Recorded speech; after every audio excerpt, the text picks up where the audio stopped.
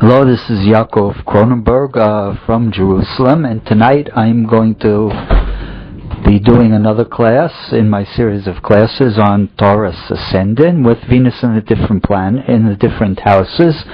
Tonight we'll be doing Venus in the third house.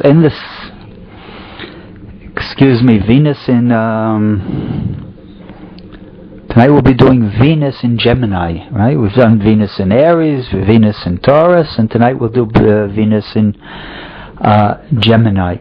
So it's interesting. There's again all these combinations. They have each one has something interesting about it. The interesting about Taurus with Venus in Gemini is that it accentuates the second house. Right? Because we said in Adam Rishon's chart, Taurus is on the second house cusp. And so a person who has Taurus on their ascendant means they're going to be in this lifetime, it's going to be very important to them, the second house, the house of money. And it's going to be very important for them financial security, financial stability, not having to worry about money. All these things are going to be very important for the person in this lifetime.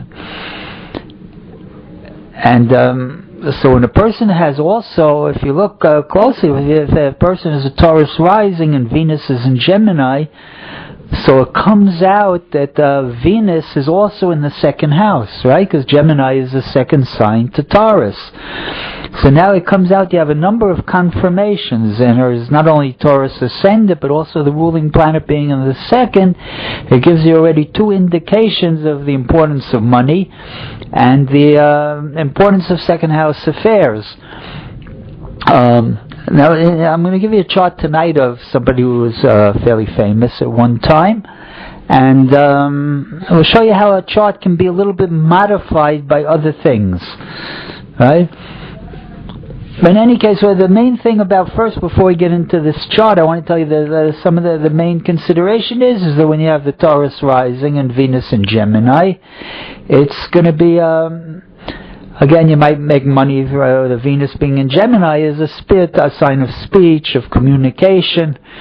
So there's going to be an ability to speak, an ability for communication, making money in that area through education. Gemini is connected with education, higher education.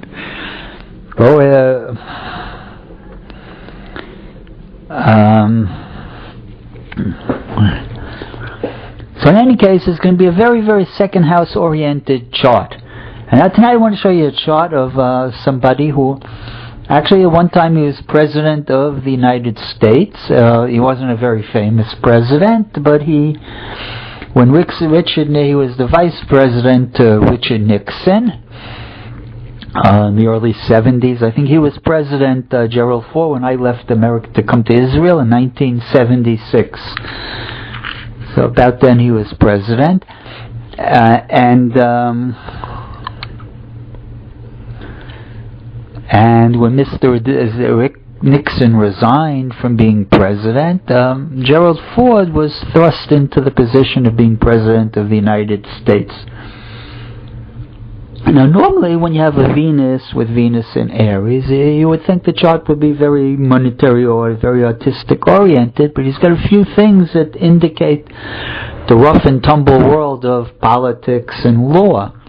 And we'll take a look at that now, right away. First of all, you see he's got that ruling planet in Venus in Gemini in the house of money. But it's also connected. You know what? Let's look at one thing before that. First of all, you have to look at sometimes if you have a planet in the first house, it's going to modify the chart a great deal. Right? So in his chart, he's got the Mars and Taurus on the ascendant. So again, that's going to increase the desire for money, but it's going to make a much stronger chart. Right? It's going to accentuate the Taurian element again. Mars being on the first house is going to add a lot of drive to the chart. Mars is not in a great position in the first house. You have to remember that. Mars is in detriment in Taurus. Makes a person very physical type of person. Doesn't have higher beliefs so much. I don't think he was he was like a very spiritual type of president, he was a very practical type of man, very down to earth. And that's the Taurus rising. And so the Taurus rising is going to modify you, right? He was an athlete. You don't normally see that with the Taurus rising, with Venus and Gemini. That's not such a strong position, right? The ruling planet is sort of weak in the second house, and it's an immutable sign, so you don't see the strength. But when you got that Taurus already, the Mars on Taurus on the ascendant, it's going to strengthen the ascendant. And that Mars in Taurus is exactly trine from Jupiter in the 9th house. Jupiter rules his, Jupiter is, it's in the 9th house working for the 10th, so it indicates law, and it's exactly trine to his Mars, which is going to bring him a lot of good luck in life. And the ruler of the 10th house is also in there. Saturn is also in the 2nd, and is very close to being conjunct to Venus. So it's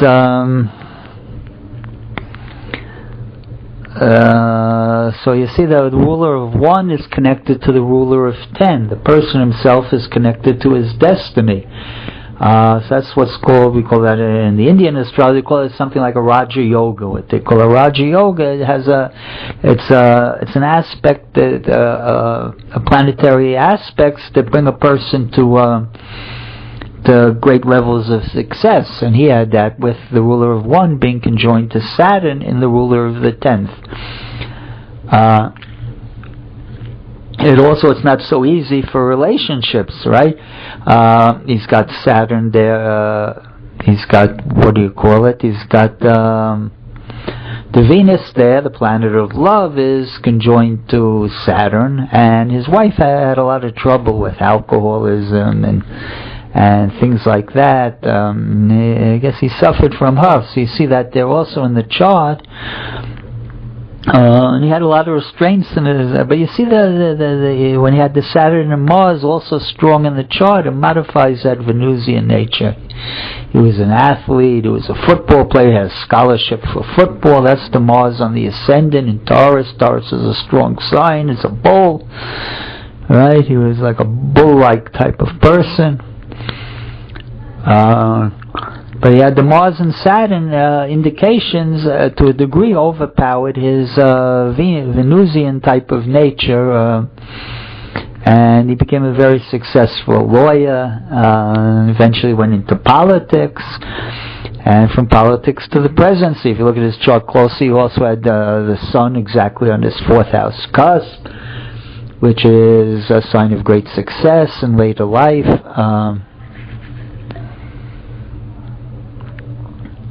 So it's an interesting chart. If you take a look at it from this chart, you can see a little bit about how the nature of the person is modified by having a different planet on the ascendant.